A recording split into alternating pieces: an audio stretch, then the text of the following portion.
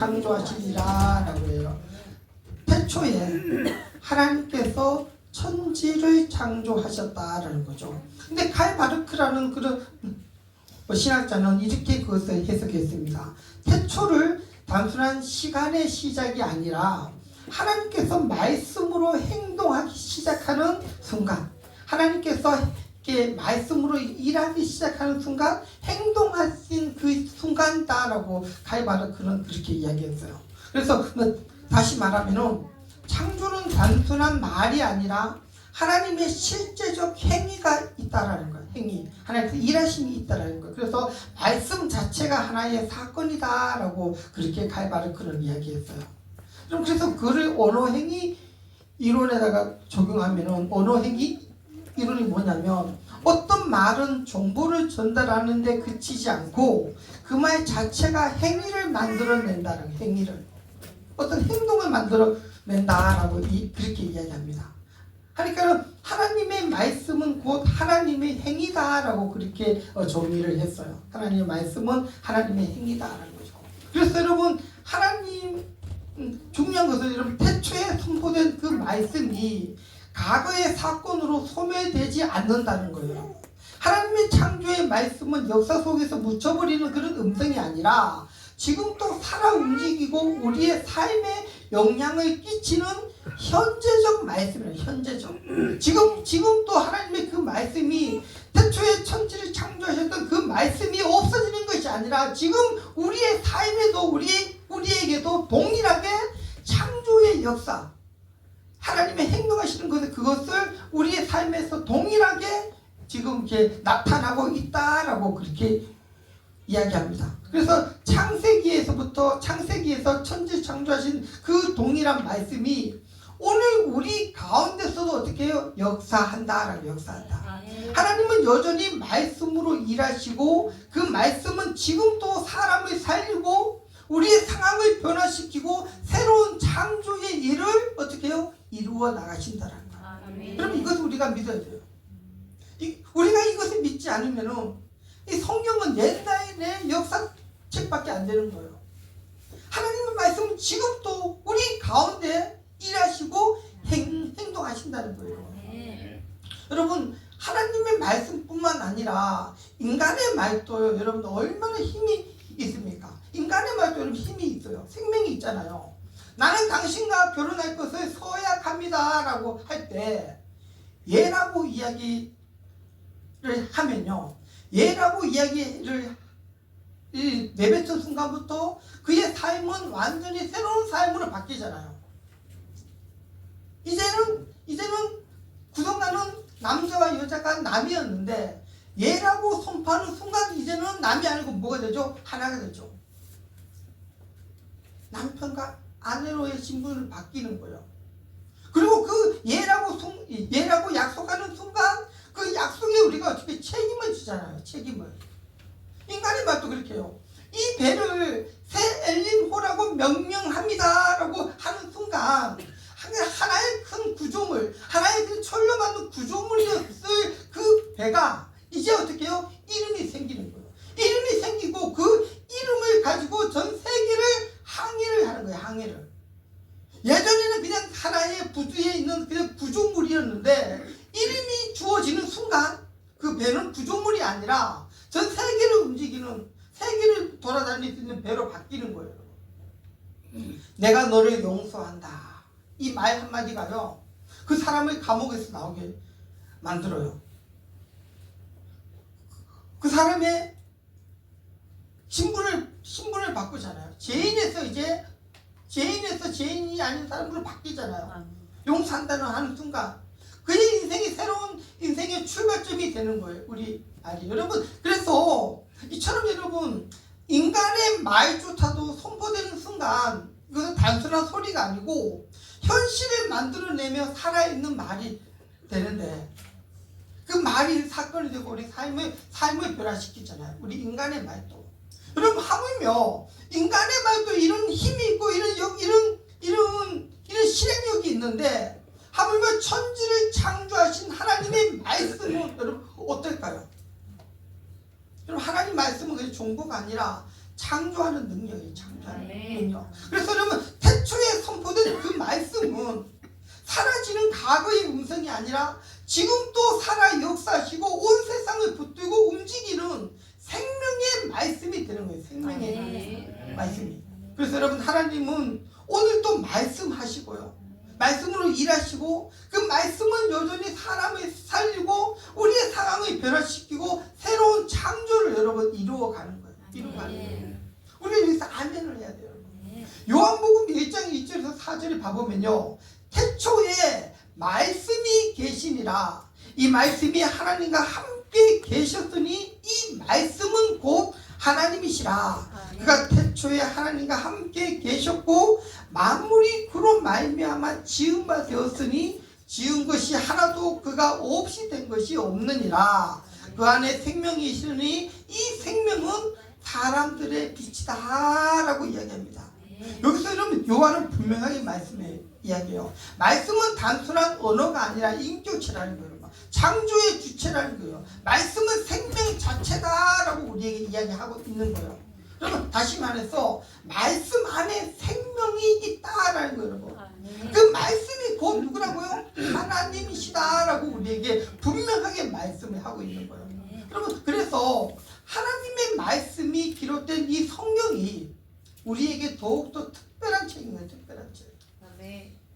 여러분 우리는 일반적인 책을 지식이나 삶의 지혜를 저장하는 매체라고 이야기를 하잖아요.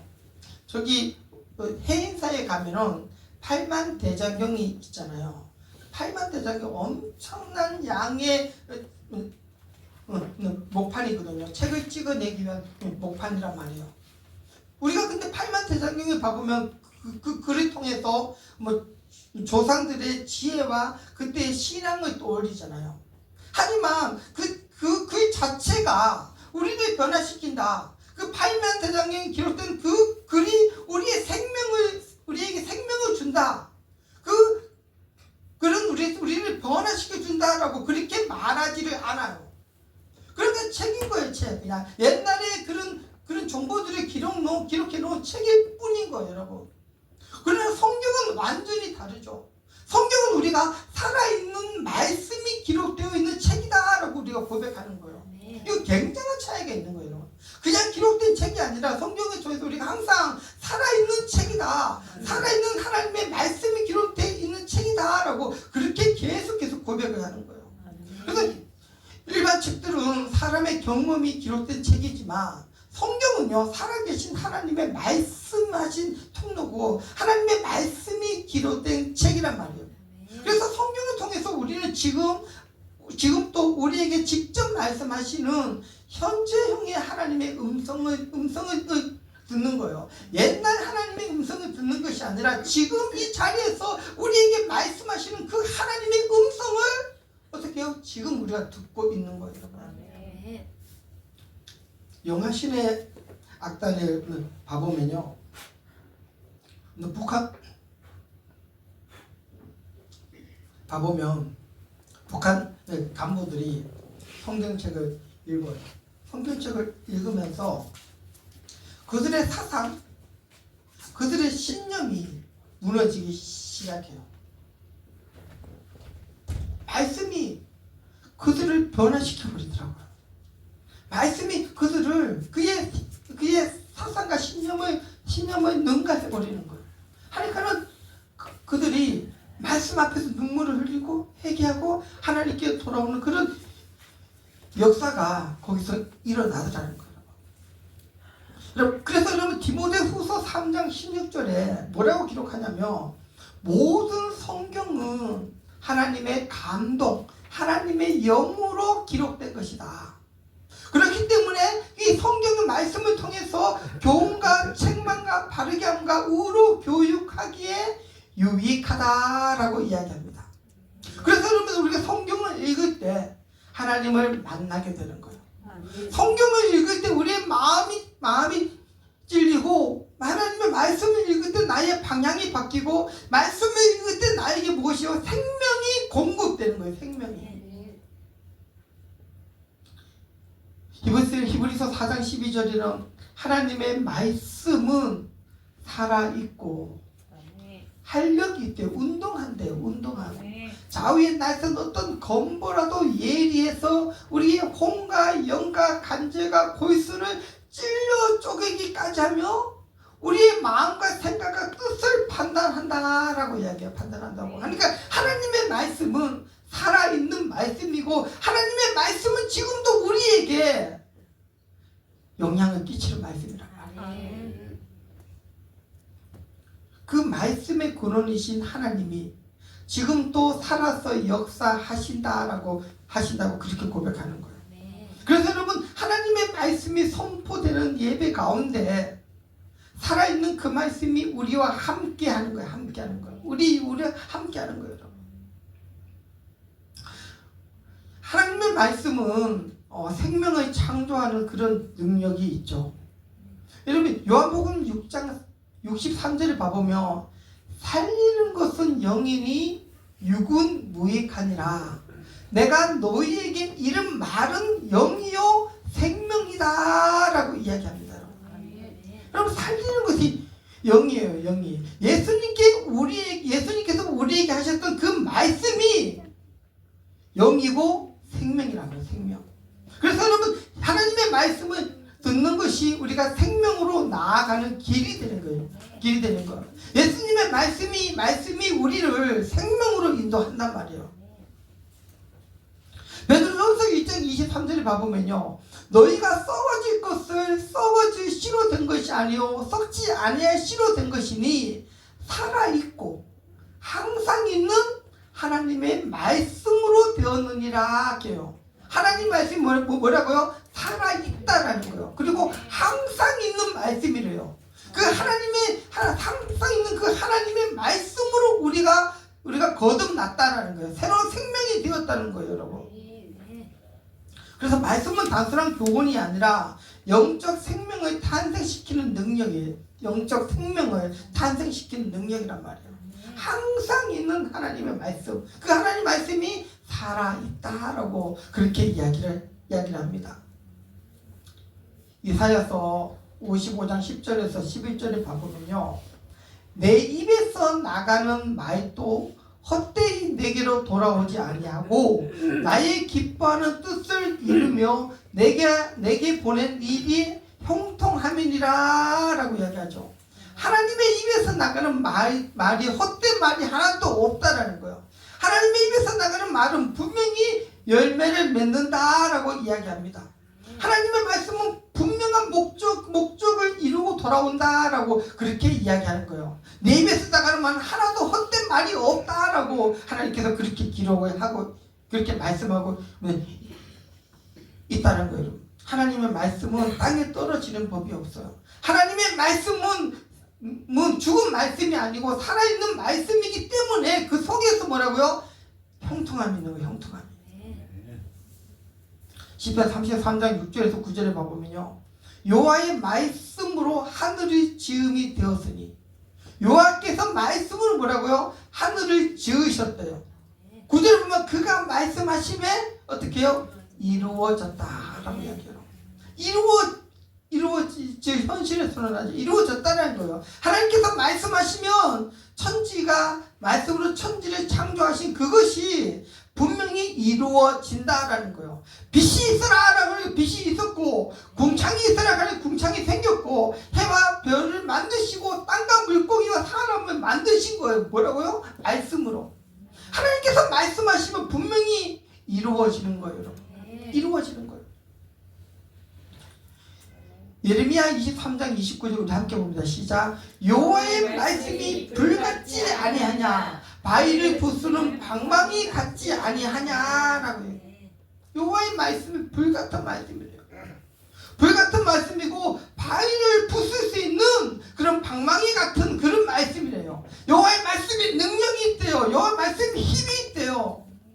여호와의 말씀이 우리를 변화시키는 말씀이라는 거예요. 그래서 여러분 말씀 앞에 누구도 그대로 남아있을 수가 없어요. 말씀이 선포되면 불같은 여호와의 말씀이 선포되면 우리가 위로를 받고요.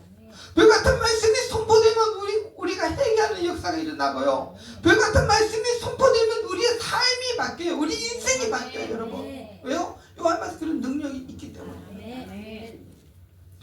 성경이 말하는 하나님의 말씀은 우리에게 생명을 주는 말씀이고, 하나님의 말씀은 반드시 성취되며, 하나님의 말씀은 우리를 변화시키고, 하나님의 말씀은 세상을 창조하는 그런 말씀이라는 거예요. 그래서 우리가 성경을 살아있는 말씀이다, 생명이 있는 말씀이다라고 이야기하는 이유가 여기에 있는 거예요, 여러분.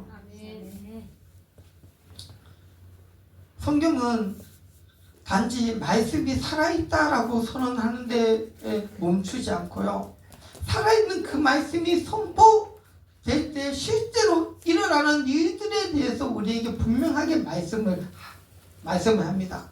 우리 에스겔서 37장 4절에서 5절 우리 함께 봉독합니다. 시작. 또 내게 이르시되 너는 이 모든 뼈들에게 대언하여 이르기를 너희 마른 뼈들아 여호와의 말씀을 들을지어다. 주 여호와께서 이 뼈들에게 이같이 말씀하시기를 내가 생기를 너희에게 들어가게 하리니 너희가 살아나리라.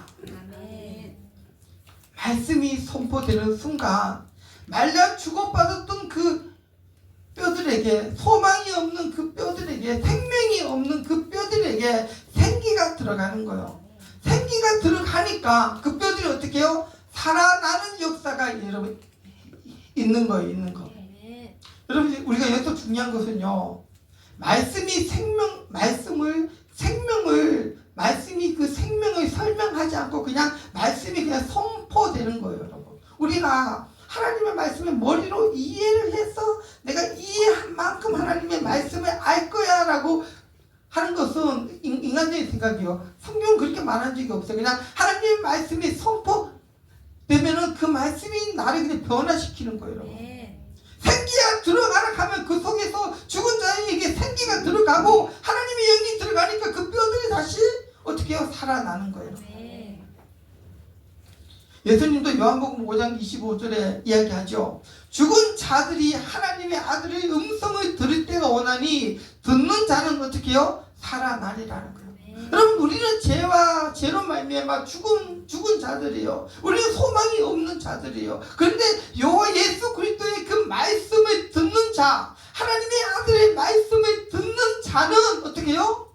살아나는 거예요. 살아나는 거예요. 살아나는 것은요, 조건은 이해가 아니라 하나님의 말씀을 듣는 거예요. 말씀을 깨닫기 이전에는 생명이 우리에게 전달되는 거예요, 여러분. 그래서 여러분, 하나님 말씀을 듣는 자, 그 아들의 말씀을 듣는 자에게 여러분 살아나는 역사가, 살아나는 능이 거기에서 일어나는 거예요. 그래서 여러분, 로마서 10장 10절에 뭐랍니까? 그러므로 믿음은 들음에서 나며 들음은 그리스도의 말씀으로 말미암는다라고 하잖아요. 예수 그리스도의 말씀을 들을 때, 예수 그리스도의 말씀이 나의 말씀이 될 때, 그 생명의 말씀이 나의 말씀이 될 때 우리가 다시 어떻게 해요? 살아나는 거예요. 사도행전 2장 37절에 봐보면요, 베드로가 설교를 하는데 남에서부터 안진병이가 거기 앉아 있었어요. 사도행전 2장 37절에 봐보면 베드로가 설교를 하죠. 하나님의 말씀을 선포해요. 하나님의 말씀을 선포할 때 거기 있던 청중들이 어떻게 이야기합니까? 그들이 이 말씀을 듣고 마음에 찔려 베드로와 다른 사도들에게 물어 이르되 형제들아 우리가 어찌할꼬 하거늘 가지고 우리가 어찌할꼬. 하나님의 말씀이 선포되니까 내가 죄인임이 드러나는 거예요. 내가 하나님 앞에 범죄하며 그대로 드러나니까 형제들아 우리가 어찌할꼬 하면서 통곡하는 것이 볼 수 있습니다. 그럼 하나님 말씀이 선포되면 나의 죄악이 보이는 거예요. 나의 부족함이 보이는 거예요. 그래서 하나님 앞에 나와서 통곡하는 그런 역사가 여러분 일어나는 거예요. 여러분, 말씀이 우리를 찌를 때 영적인 변화가 일어나요. 여러분, 사도행전 14장 9절에서 10절 한번 읽어봅니다. 시작. 바울이 말하는 것을 듣거늘 바울이 주목하여 구원받을 만한 믿음이 그에게 있는 것을 보고 큰 소리로 이르되 내 발로 바로 일어서라 하니 그 사람이 일어나 걷는지라. 바울이요, 하나님의 말씀을 전하는데 나면서부터 앉은 뱅이가 바울 앞에서 앉아서 하나님의 말씀을 귀담아 듣는 거예요. 막 아멘 아멘 응답하면서 하나님의 말씀을 귀담아 듣고 있는 거예요. 그래서 바울이 그 앉은 뱅이를 봐보니까 뭐라고요? 구원받을 만한 믿음이 그에게 있다라는 거예요. 구원받을 만한 믿음이 그에게 있는 거예요. 여러분, 하나님의 말씀을 받을 때 우리에게 믿음이 생겨요. 하나님의 말씀이 우리에게 임할 때 우리에게 믿음이 생겨요. 하니까 구원받을 만한 믿음이 그에게 있는 것을 보고 사도 바울이 뭐라고 하죠? 내 발로 일어나라. 내 발로 일어나라라고 하니까 그 사람이 일어나서 걷는 역사가 여러분 일어나는 거예요. 하나님의 말씀은 우리의 내면뿐만 아니라 자연 질서, 육체 상태까지도 하나님께서 변화시켜 주시는 거예요. 여러분, 이런 일들이 실제적으로 우리 가운데 일어나기 때문에 성경은 하나님의 말씀은 살아있다라고 그렇게 증거하는 거예요, 여러분. 그래서 말씀은 기록된 문장이 아니라 지금도 역사하시는 하나님의 능력이에요. 하나님의 능력. 하나님의 능력. 가끔 저에게 기도 요청을 하시는 분들이 있어요. 근데 제가 가만히 생각해도 제게 무슨 능력이 있을까? 내가 기도한다고 그 사람이 병이 나을까? 내가 기도한다고 그냥 역사가 일어날까? 막 이런 생각을 할 때가 많이 있어요. 왜냐하면 아무리 생각해도 저에게는 아무런 힘도 능력도 아무것도 없기 때문에요. 그런데 하나님의 말씀에 의지하고 하나님의 말씀의 능력을 믿기 때문에 그럼 기도할 수 있는 거예요. 내가 하는 것이 아니라 예수 그리스도의 그 이름이 선포되는 그곳에 하나님의 능력과 권능과 힘이 그곳에 선포가 되는 거예요. 그러면 역사가 일어나는 거예요, 여러분. 그래서 병든 자를 위해서 기도하면 병이 낫고 귀신을 떠나가라고 선포하면 귀신이 떠나가고 하나님의 축복이 임할 것을 기도하면 하나님의 축복이 이곳에 임하는 거예요. 하나님의 축복이 임하는 거예요. 자녀들을 축복하고 성도님들을 축복하고 은혜를 강구할 수 있는 것은 나의 목회자가 뭐 능력이 있는 것이 아니라 하나님께서 그렇게 하라고 했으니까 하나님의 말씀을 믿고 축복 기도하는 거예요, 여러분. 그래서 여러분, 기도는 내 능력에 의지하는 행위가 아니라 살아있는 하나님의 말씀을 신뢰하는 믿음의 고백이 되는 거예요. 하나님의 말씀을. 여러분, 시편 119장 113절에 보면 주의 말씀의 맛이 내게 어찌 그리 단지요 내 입의 꿀보다도 더 단이다 라고 이야기하죠. 하나님의 말씀은 네가 맛을 보라는 거예요. 이 말씀이 얼마나 달고 얼마나 좋은 말씀인지, 이 말씀이 우리 영혼을 살찌우는 말씀인지 너가 한번 맛을 보라라고 이야기를 해요, 여러분. 시편 1장 1절에서 이제 보면 복 있는 사람은 악인의 길을 따르지 아니하고 오직 여호와의 율법을 즐거워하며 그의 율법을 주야로 묵상하는 자라라고 하죠. 복 있는 사람의 특징은요, 말씀 안에 거하는 사람을 복 있는 사람이다라고 하는 거예요. 여호와의 말씀을 즐거워하고 그 말씀을 주야로 묵상하는 그 사람이, 성경에서는 그 사람이 가장 어떻게 해요? 복 있는 사람이 복 있는 사람. 여러분, 구약에서는요, 복을 내가 많이 가지고 많이 가졌다는 것을 복이라고 이야기하지 않고 구약에서의 복은 방향이라고 해요. 방향. 여러분, 말씀을 따르는 인생이 곧 복 있는 인생이라는 거예요. 여러분, 아무리 내가 많은 재물이 있고 아무리 내가 많은 것을 가졌다 한들 내가 가는 그 길이 지옥으로 가는 길이면, 멸망으로 가는 길이면 그것이 무슨 의미가 있냐는 거예요, 여러분. 복 있는 사람은 하나님의 말씀을 가지고 하나님의 길로 하나님께서 가라가는 그 길을 걸어가는 그 자가 진짜 복된 자라는 거예요. 진짜 복된 자. 그래서 말씀을 가지고 있는 자, 말씀이 내 안에 있는 자를 가리켜서 그가 복받은 자다라고 계속해서 그렇게 이야기를 하는 거예요, 여러분. 그래서 여호수아에서도 뭐라고 이야기하죠? 이 율법을 책을 내 입에서 떠나지 말게 하며 주야로 묵상하라라고 이야기하고요. 신명기 30장 20절에는 그는 내 생명이시오 내 장수이시다라고 얘기하죠. 여러분 말씀은 생명이라고 말씀은 생명이다. 그래서 말씀을 떠나면 죽어요.